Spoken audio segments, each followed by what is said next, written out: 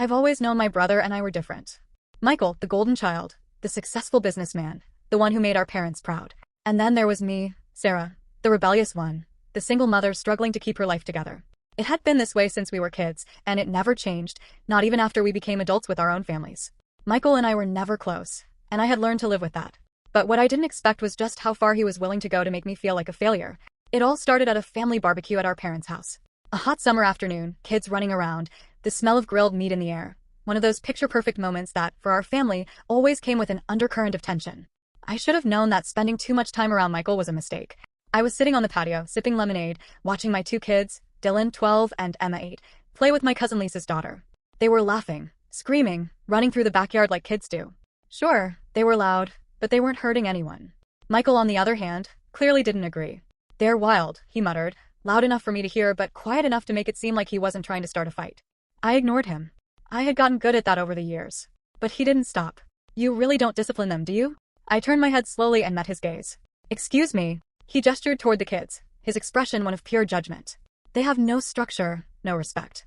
Dylan is almost a teenager, and he acts like a 5-year-old. And Emma, well, let's just say I'd be embarrassed if my daughter behaved like that in public." My blood boiled. "They're kids, Michael. They're playing. That's what kids do."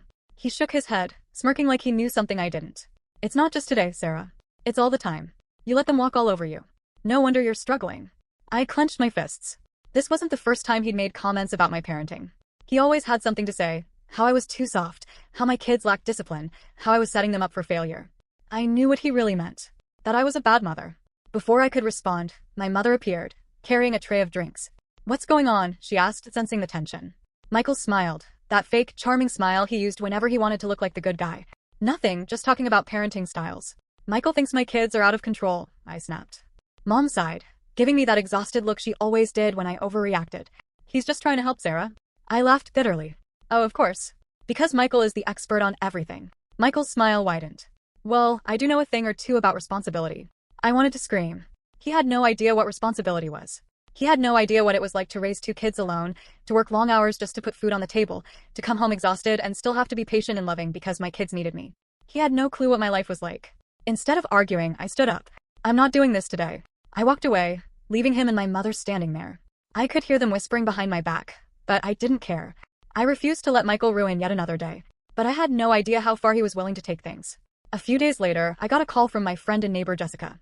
She was the kind of person who knew everything that happened in our neighborhood, the unofficial gossip queen.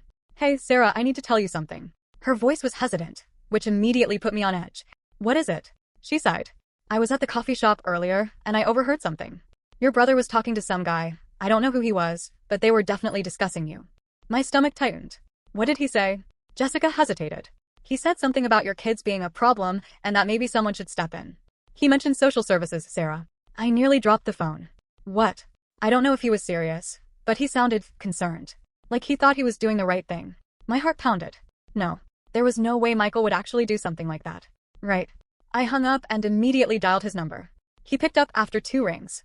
"Sarah," he answered casually like nothing was wrong. "What the hell did you say about my kids?" I snapped. There was a pause. "I don't know what you're talking about." "Jessica heard you. At the coffee shop. Talking about social services." "Are you seriously trying to have my kids taken away from me?" Another pause.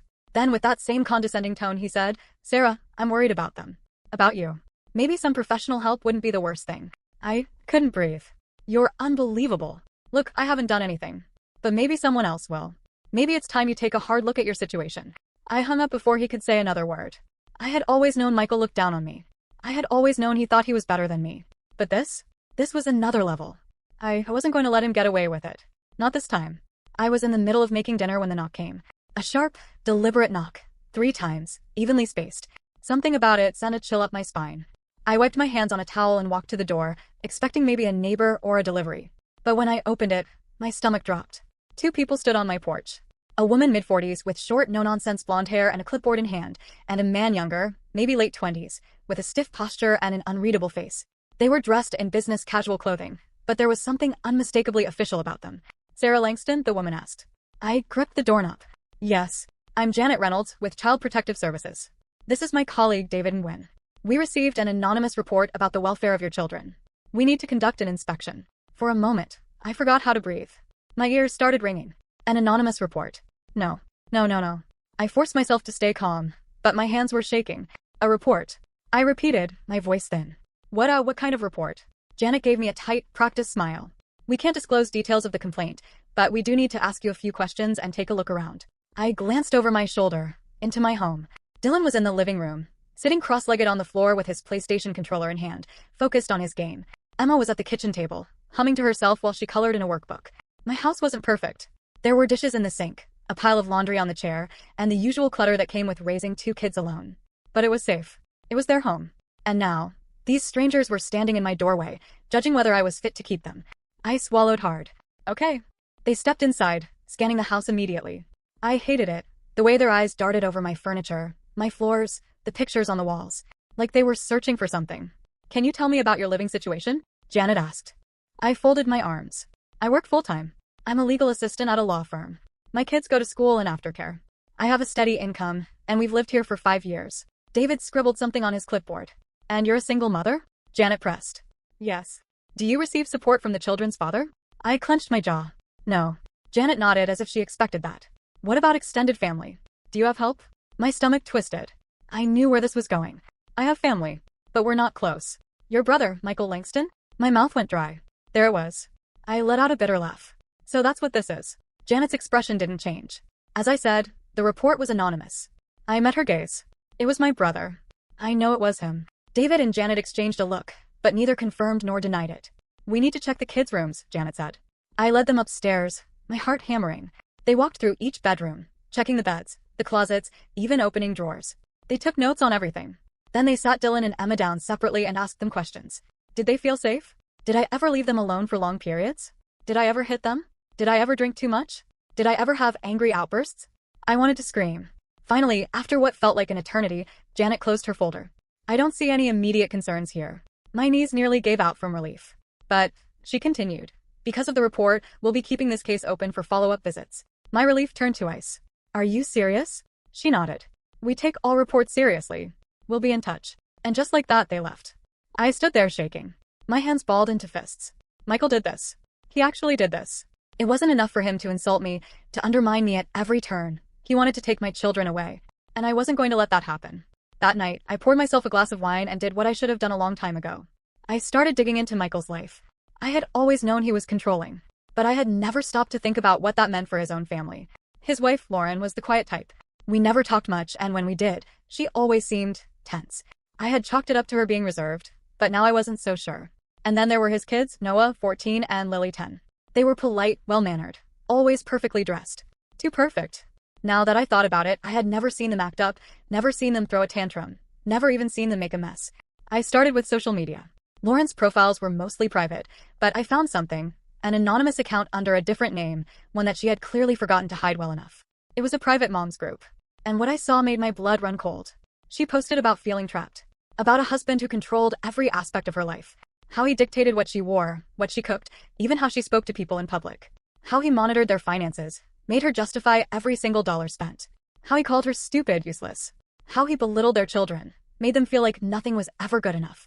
Lauren was living in a prison, and nobody knew. I scrolled further, and that's when I found it. A post from just 2 weeks ago. Sometimes I think he'd be happier if I just disappeared. I stared at the screen, my heart racing. Michael wasn't just controlling. He was dangerous, and I wasn't going to let him get away with it. Not anymore. I didn't sleep that night. Even after I put my phone down, after reading every single desperate post Lauren had written in that anonymous moms group, I just lay there, staring at the ceiling. Michael was worse than I ever imagined. I always knew he was arrogant, condescending, judgmental. But controlling? Abusive? I had never seen it, or maybe I had just never wanted to. But now I couldn't ignore it. Lauren was trapped, and I was going to help her get out. The next morning, I texted Lauren. Me, hey, are you free to meet for coffee? Just us? She took a while to respond, which didn't surprise me. Lauren, I don't know. Michael doesn't like it when I go out without telling him. That was all the confirmation I needed. Me, just an hour. I really need to talk to you. Another long pause. Then, Lauren, okay? But I can't stay long. I gave her the address of a small cafe downtown, one I knew Michael never went to. I got there first and grabbed a corner table. My heart pounded as I waited.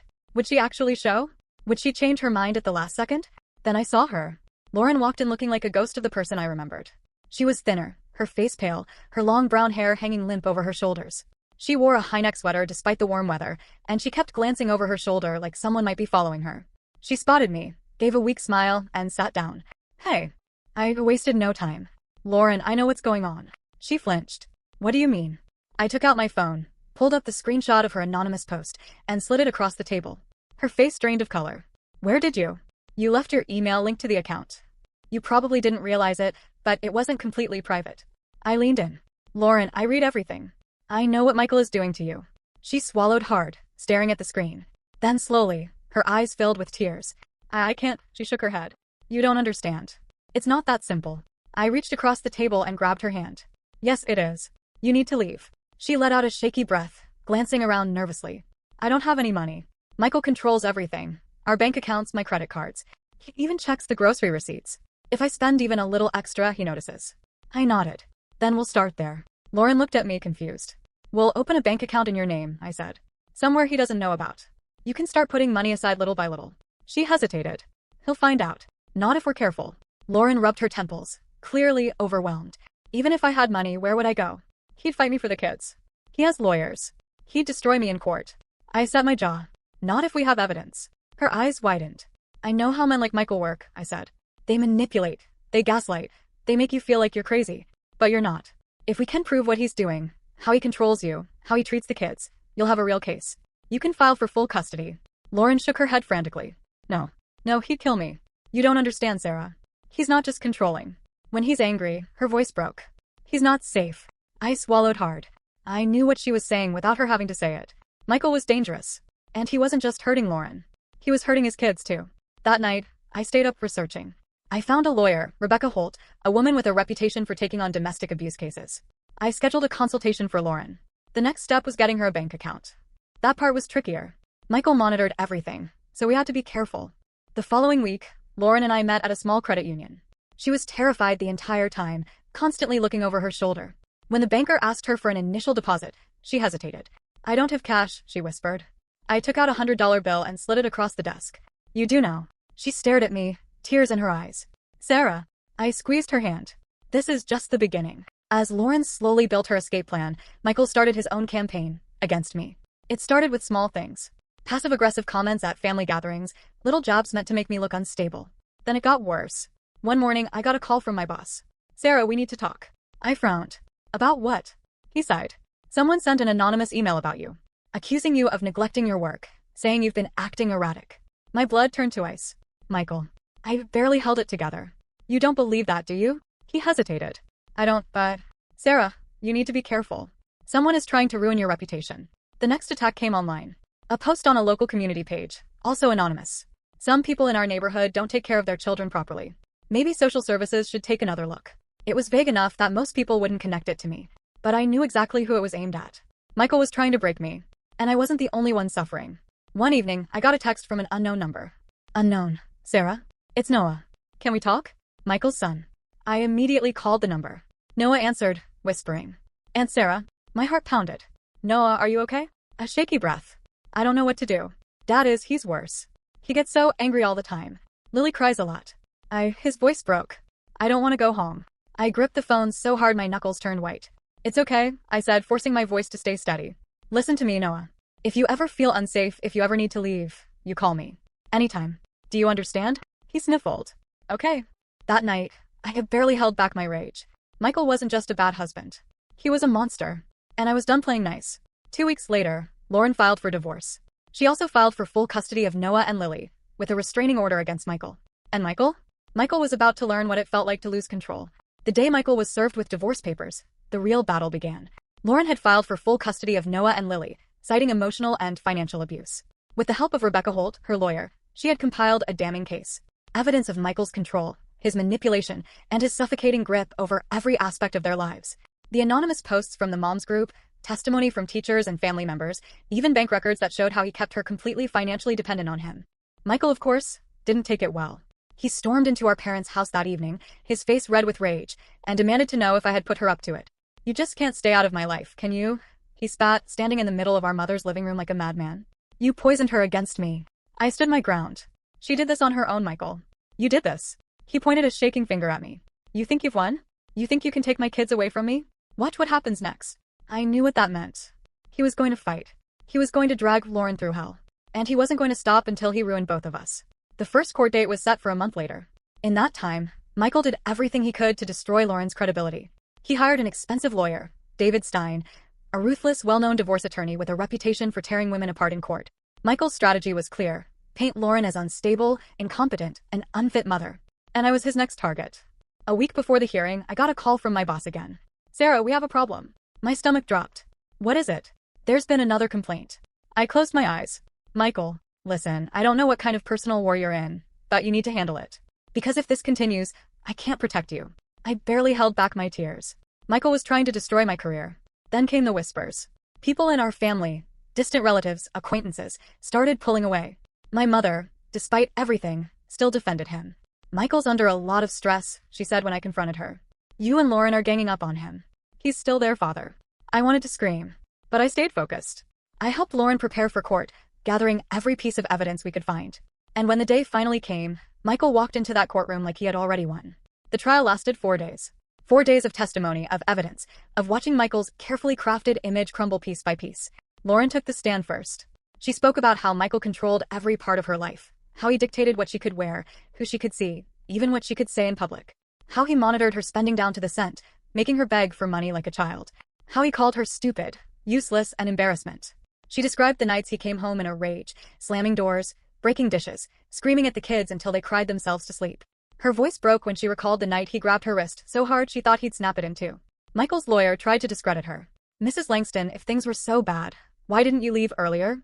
Lauren's hands trembled as she gripped the witness stand. "Because I was afraid." That was the moment I knew the judge believed her. Then it was my turn. Michael's lawyer didn't hold back. "Miss Langston, isn't it true that you have a history of rebellious behavior?" I smirked. "You mean not living up to Michael's impossible standards?" "Sure." He pushed harder. "You've had social services called to your home, haven't you?" I nodded. "Yes, because of an anonymous report. But when they investigated, they found no issues." I turned to Michael. "We both know who made that call." Michael's jaw tightened. Then came the school teachers. Noah and Lily's teachers testified about the changes they had seen. How Noah had gone from a bright, outgoing kid to withdrawn and anxious. How Lily, once a happy little girl, barely spoke in class anymore.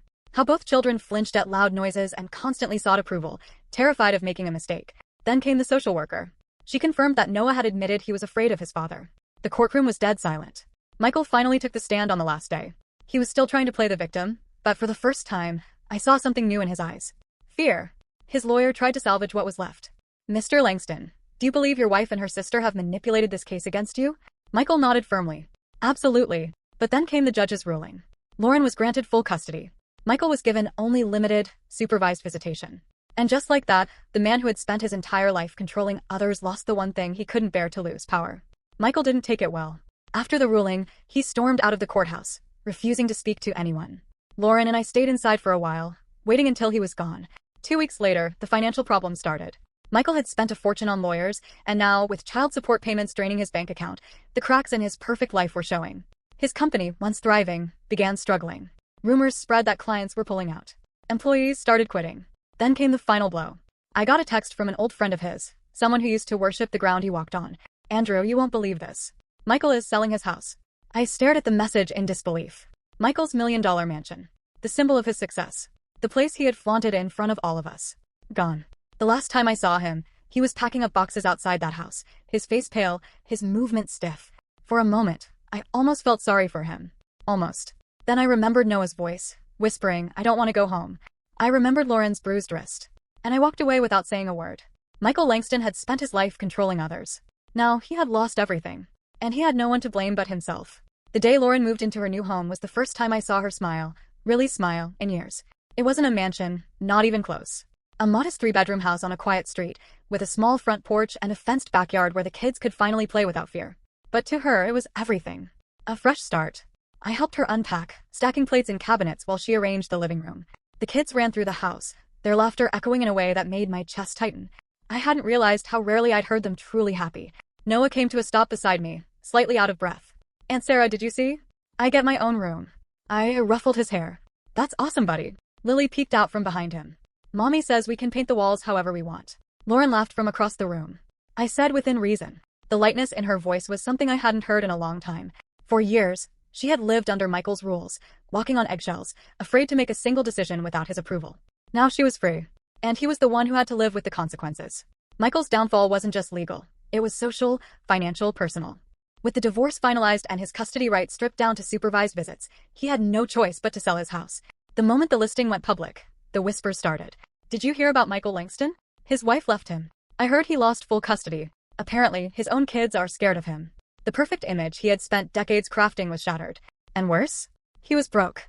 The legal fees had drained him, and with half of his assets split in the divorce and a hefty child support order hanging over his head, the lifestyle he had once flaunted was gone. His once thriving business took a hit too. Clients pulled out. Investors backed away. People didn't want to be associated with a man whose name was now whispered with contempt. Michael Langston, the golden boy, the untouchable success story, reduced to nothing. Lauren wasted no time getting the kids into therapy. At first, Noah was resistant. I don't need to talk to some stranger, he grumbled when I picked him up for their first appointment. But when he came out 45 minutes later, he was quiet. Different. That night, Lauren texted me. Lauren, he told the therapist everything. Things he never even told me. That's a good thing. He's finally letting it out. Lily, on the other hand, responded differently. She didn't talk much at first, but she clung to Lauren more, constantly seeking reassurance. Will Daddy ever be mad again? She asked one night, curled up in bed. Lauren stroked her hair. Not here, sweetheart. Not anymore. Little by little, they were healing. As for me, something unexpected happened. My family, our extended family, the ones who had doubted me, the ones who had whispered behind my back when Michael first called social services, started to come around. An aunt who had once scolded me for being too hard on Michael pulled me aside at a gathering. Sarah, I'm sorry. We didn't know. We didn't see what was happening. My mother, who had always defended Michael, finally admitted the truth. I was wrong about him, she said one afternoon, her voice heavy with regret. I thought he was just strict. But I see it now. I see what he did to you. To Lauren. I wanted to be angry. I wanted to scream. You should have believed me sooner. But instead, I just said, at least you see it now. For the first time, I didn't feel like the outcast of the family. I didn't feel like I was fighting this battle alone. And without Michael there, family gatherings were peaceful. No tension, no judgment, no one watching my every move, waiting for me to fail. It was the kind of life I never thought I'd have. Then one evening my phone rang. I almost didn't answer when I saw the name on the screen. Michael. I stared at it for a moment before finally picking up. What do you want? There was a long pause. Then, in a voice I barely recognized, he said, Sarah, I messed up. I almost left. You think. He let out a slow breath. I lost everything. The house. My reputation. My kids barely look at me when I see them. His voice cracked. I don't know how to fix this. I leaned back in my chair, my grip tightening on the phone. You don't fix this, Michael. There's no fixing what you did. You controlled Lauren. You terrorized your kids. You tried to have my children taken away from me. You ruined yourself. He was silent. Then softly, I miss my family. Something in me twisted. The old part of me, the sister who had spent years craving his approval, wanted to believe he was genuine. That he finally understood. But I knew better. Michael didn't miss us. He missed control. I can't help you, I said, my voice firm. And I won't. You did this to yourself. I hung up before he could say another word. And for the first time in my life, I felt completely free. Lauren and the kids thrived in their new home. Noah joined the school soccer team. Lily started ballet. Their laughter came easier, their smiles no longer forced. Lauren got a part-time job at a local bookstore, her own money, her own independence. As for me, I finally felt at peace. Michael had spent his life controlling everyone around him, manipulating and destroying people to get what he wanted. Now, he was the one left alone. We moved on. Without him. For the first time, the future actually felt bright. And I was ready for it.